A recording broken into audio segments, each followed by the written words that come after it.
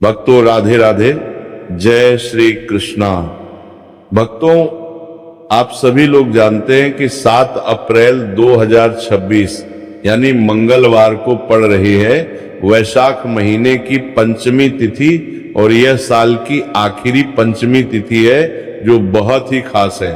और भक्तों, ये वह तिथि है जो वैशाख मास में पड़ने वाली सबसे बड़ी तिथि है, क्योंकि ये मंगलवार के दिन पड़ रही है और इसका बहुत ही बड़ा और विशेष महत्व होता है। पूज्य पंडितों और गुरुओं ने कहा है कि अगर कभी भी मौका लग जाए और वैशाख महीने की पंचमी तिथि मंगलवार को पड़ जाए तो आप लोगों को 2 लौंग का उपाय तो अवश्य ही करना चाहिए।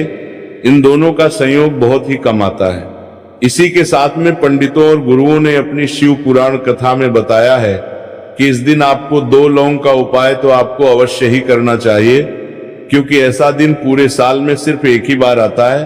और भक्तों, आप सभी लोग जानते हो कि मंगलवार पंचमी का अगर सबसे बड़ा कोई उपाय है तो वो 2 लौंग वाला उपाय है। तो भक्तों, इस मंगलवार के दिन आप लोगों को इस 2 लौंग वाले उपाय को जरूर करना है। बहुत सारे लोग होंगे जिन लोगों ने इस उपाय को ना किया हो, मतलब पूरा साल निकल गया, उन्होंने किसी भी दिन इस लौंग वाले उपाय को ना किया हो। पर भक्तों, आपके पास एक आखिरी मौका बचा हुआ है जो कि 7 अप्रैल के दिन है। तो इस दिन आप लोगों को इस वाले उपाय को जरूर कर लेना है। भले ही आपने पूरे महीने भर इस उपाय को ना किया हो, पर अगर आपने इस वैशाख महीने की पंचमी तिथि के दिन अगर इस वाले उपाय को कर लिया तो आपको इस उपाय को करने का वो फल मिलेगा जिसकी आपने कभी कल्पना भी नहीं करी होगी। इसीलिए आप लोग इस वाले उपाय को एक बार जरूर कर लेना है, ताकि आप लोगों के हाथ से ये मौका ना जा सके और आपको इस उपाय को करने का फल मिल सके। भक्तों, ये उपाय पंडित जी ने अपनी अभी की ही श्री शिव महापुराण की कथा में बताया है। जिस उपाय को आज हम आपको बहुत अच्छे से समझाने वाले हैं, इस वीडियो को देखने के बाद इस उपाय को समझने के लिए आपको कोई और वीडियो को देखने की जरूरत नहीं पड़ेगी। तो चलिए भक्तों, उपाय को शुरू करते हैं। देखिए, ये इस वैशाख महीने के मंगलवार पंचमी के दिन ये इतना खास होता है, इतना महत्वपूर्ण होता है। देखा गया है कभी कभी बड़े बड़े पूजा पाठ अनुष्ठान से जो मनोकामना पूर्ण नहीं होते, वो वैशाख महीने के मंगलवार के दिन एक छोटे से उपाय करने से ही आपकी मनोकामना पूर्ण हो जाती है। और बहुत सारे लोगों ने इस उपाय को किया भी है और उनको इस उपाय को करने का फल भी जरूर मिला है। अगर आप लोग भी इस उपाय को करना चाहते हैं तो आप इस उपाय को पहले अच्छे से समझ लेना, सुन लेना, उसके बाद करना, आपको इस उपाय का फल जरूर मिलेगा। और इस उपाय को कर लेने से आपके घर में चाहे किसी भी प्रकार की दुख और समस्या क्यों ना चल रही हो, आपको उसका कारण भी नहीं पता है कि भाई ये समस्या किस कारण से चल रही है, उसका कुछ भी कारण हो सकता है। जैसे पितृदोष हो सकता है या किसी भी तरह का मंगल दोष भी हो सकता है। तो इस दिन आप लोगों को ये वाला उपाय कर लेना है। ये एक ऐसा उपाय है जिस उपाय को अगर किसी विशेष दिन पर किया जाए तो भाई उस विशेष दिन का जो है वो तो हमें मिलता ही मिलता है, पर हमने उस दिन पर इस उपाय को किया है तो हमें उससे भी बड़ा फल मिलता है, और फल बहुत जल्दी मिलता है, क्योंकि आप इस उपाय को बहुत ही बड़े और विशेष दिन पर कर रहे हो। तो चलिए अब उपाय के बारे में बात करते हैं, लेकिन उससे पहले आप लोगों को यह जानना आवश्यक है कि आखिर ये उपाय किस समय करना है, किसको करना है और कैसे करना है। तो चलिए हम आगे आपको वीडियो में एक एक करके बता देते हैं। लेकिन उससे पहले अगर आप लोग हमारे चैनल पर पहली बार आए हैं या फिर मेरी आवाज आज पहली बार सुन रहे हैं, तो हमारे चैनल को सब्सक्राइब जरूर कर लेना और इस वीडियो को लाइक करके कमेंट बॉक्स में श्री शिवाय नमस्तुभ्यम ओम नमः शिवाय जरूर टाइप कर देना। तो भक्तों, इस 2 लौंग वाले उपाय को हमें इस मंगलवार पंचमी के दिन कैसे करना है, किसको करना है, किस समय करना है और कहां पर करना है, ये सारे सवालों के जवाब आपको इस वीडियो में मिल जाएंगे। और जो ये वीडियो देखेगा भाई, उसको 2 लौंग वाला उपाय जरूर करना चाहिए, क्योंकि इस दिन लौंग का भी बहुत ही बड़ा और विशेष महत्व होता है। और जब बात आ जाए 2 लौंग की तो ये सोने पर सुहागा वाली बात हो जाती है और एक बहुत ही बड़ा उपाय हो जाता है इस मंगलवार पंचमी तिथि का।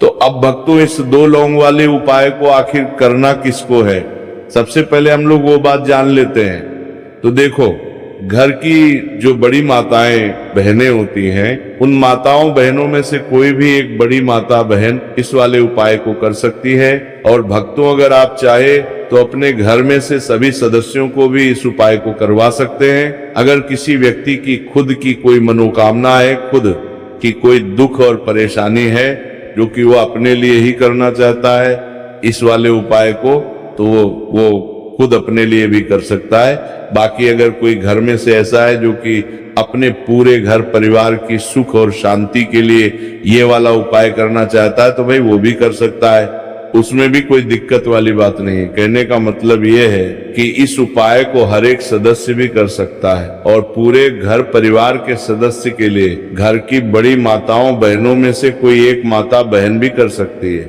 माताएं बहनें अगर घर में उपस्थित ना हो या वो ये वाला उपाय ना कर पा रही हो तो फिर घर का कोई बड़ा सदस्य भी इस 2 लौंग वाले उपाय को कर सकता है, चाहे फिर वो पुरुष ही क्यों ना हो, उसमें कोई भी दिक्कत वाली बात नहीं है।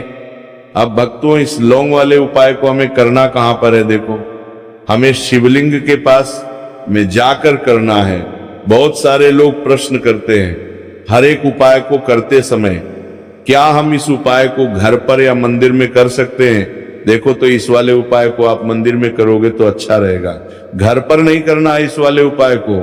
उसके बाद में भक्तों जो अगला प्रश्न निकल कर आता है वो ये आता है इस उपाय को लेकर कि आखिर इस उपाय को हमें किस समय करना है, सुबह के समय करना है कि शाम के समय करना है।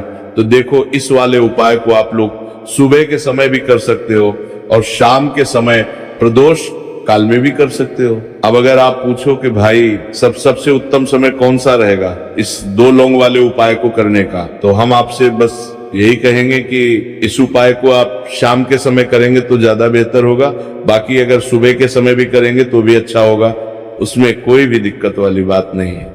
तो भक्तों जो अगली सबसे बड़ी और महत्वपूर्ण बात आती है वो ये आती है कि सुबह अगर हम उपाय को करेंगे तो हमें कितने बजे से लेकर कितने बजे तक के बीच में करना है, और शाम के समय प्रदोष काल में करेंगे तो हमें कितने बजे से लेकर कितने बजे के बीच में करना है। तो देखो, सुबह जितनी जल्दी हो सके आप उपाय को करने की कोशिश करना। बाकी अगर किसी कारणवश लेट भी हो जाओ, थोड़ी देर भी हो जाए, तो 10 या 11 बजे तक भी आप उपाय कर लेना, पर 12 बजे से ज्यादा देरी ना हो, ठीक है, इस बात का ध्यान रखना। उसके बाद में भक्तों अगर शाम के समय प्रदोष काल की बात करें, प्रदोष काल का जो समय है होता है वो शाम के 6 बजे से शुरू हो जाता है। मतलब शाम के 6 बजे से लेकर 7 बजे के बीच का जो समय होता है ये समय प्रदोष काल का समय होता है। पर अभी जो मौसम चल रहा है इस मौसम में जो है शाम बहुत देरी से होती है, तो आप इस उपाय को 7 या 8 बजे के बीच में भी कर सकते हो। मतलब शाम के 6 बजे से रात 8 बजे के बीच में आप कभी भी इस वाले उपाय को कर सकते हो, उसमें कोई भी दिक्कत वाली बात नहीं है। परंतु मंगलवार के दिन कोशिश करना कि समय के अंतर्गत ही कर लो, किसी कारणवश ना कर पाओ तो थोड़ा देरी से भी कर सकते हो, आपको उपाय का फल जरूर मिलेगा। देखिए, इस वीडियो में जितने भी उपाय हम आपको बताएंगे सभी उपाय सरल है। देखो, गुरुजी ने कहा है कि मंगलवार के दिन आपको चौमुख दीपक वाला उपाय तो अवश्य ही करना चाहिए। वीडियो के अंतिम में आपको उपाय बताया है जो आपको करना है। देखो, आगे बढ़ने से पहले वीडियो को एक लाइक जरूर करें। देखो, सबसे पहला उपाय, यदि आपके जीवन में कर्जा बहुत अधिक है, आपके जीवन में संकट बहुत अधिक रहते हैं, आपके ऊपर बहुत अधिक विपदा आ रही है, बार बार आपको अपने व्यापार में और अपने धन में हानि देखने को मिल रही है, यानी कि आपको प्रत्येक कार्य में हानि हो रही है, तो आपको ये उपाय करना चाहिए। देखिए, इस उपाय के लिए आपको मात्र 1 लौंग का जोड़ा लेना है, यानी कि 2 फूल वाली लौंग लेनी है। साथ में आपको मात्र थोड़ा सा शहद ले लेना होगा और इसी के साथ में आपको तांबे के पात्र के अंदर शुद्ध जल लेना होगा। अब देखिए, इन सभी सामग्रियों को लेकर के आपको भगवान शिव के मंदिर में पहुंच जाना है। देखिए, ये उपाय आप सुबह से लेकर शाम तक कर सकते हैं। तो सबसे पहले तो आपके पास जो 2 फूल वाली लौंग है, उन्हें आपको शहद के अंदर अच्छे से डूबना है, यानी कि दोनों लौंग पर आपको अच्छे से शहद का लेपन कर देना है।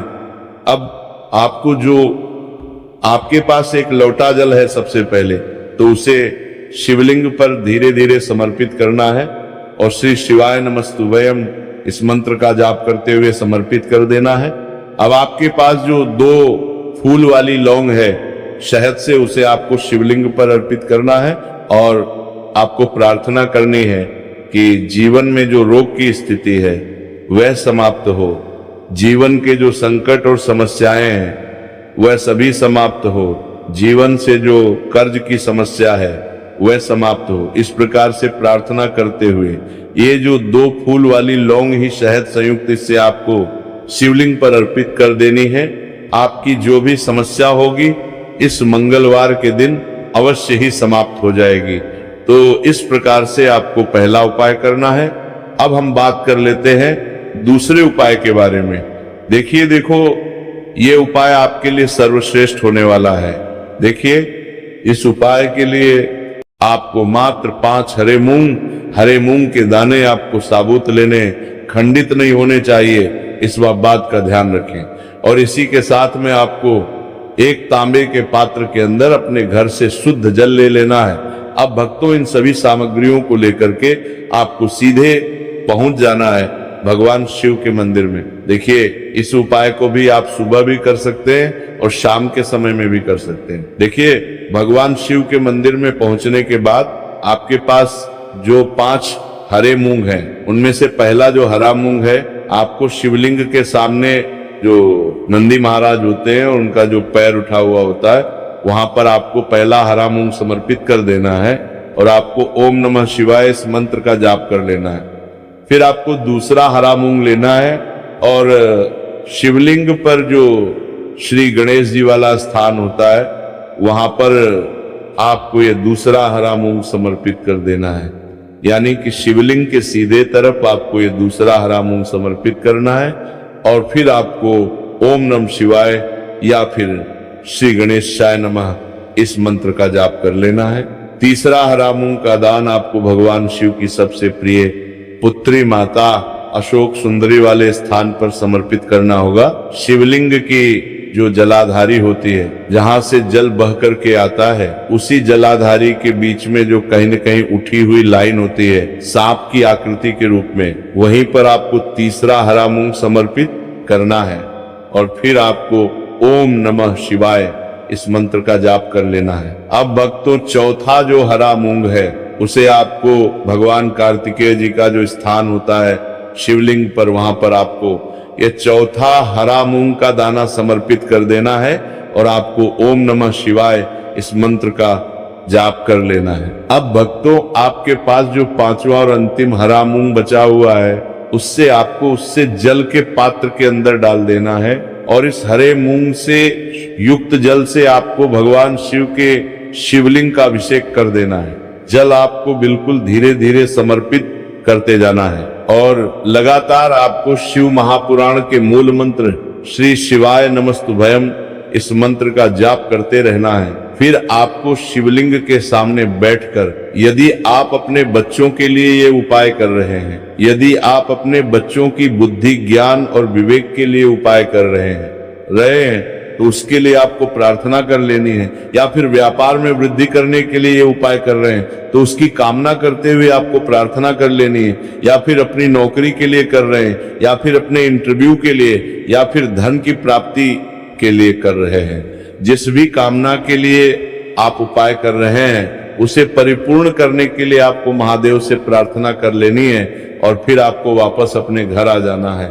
पूज्य गुरु जी ने कहा है कि जो भी व्यक्ति इस उपाय को कर लेता है तो यकीन मानिए आपके जीवन की जो सारे संकट, कष्ट और बाधाएं ही वह सभी समाप्त होंगे।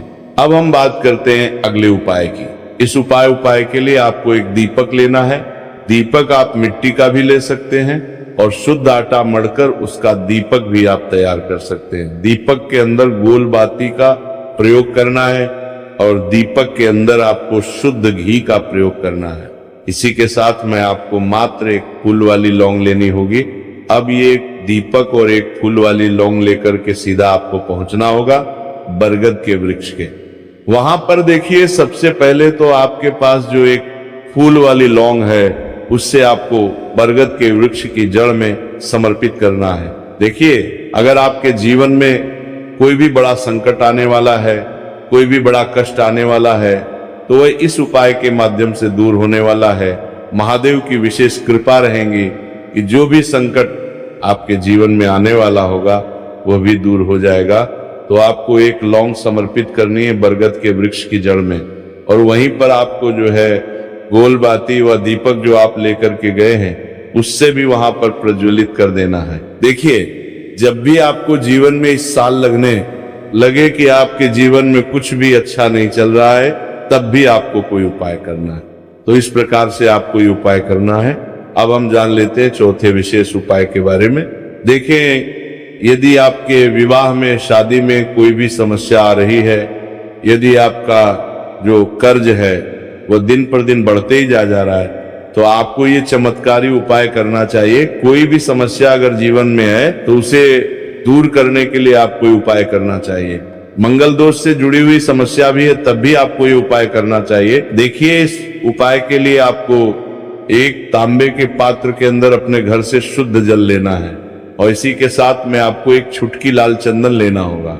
अब आपको क्या करना है कि जो लाल चंदन आपने लिया है उसे आपको उससे जल के पात्र के अंदर डाल देना है, और ये जल जो है आपको लाल चंदन से युक्त तैयार कर लेना है।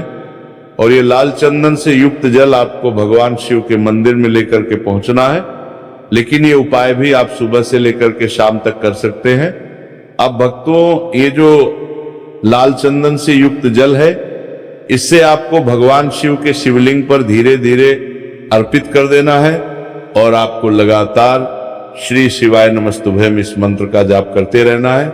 देखिए, यदि आपके जीवन में विवाह से जुड़ी समस्या चल रही है तो आपको मंगलेश्वर महादेव का स्मरण करना है, और जीवन में अधिक कर्ज की समस्या है तो आपको मुक्तेश्वर महादेव का स्मरण करना है। देखना, एक दिन आपकी सब तरह की समस्या जल्दी ही समाप्त हो जाएगी। तो इस प्रकार से आपको ये तीसरा उपाय करना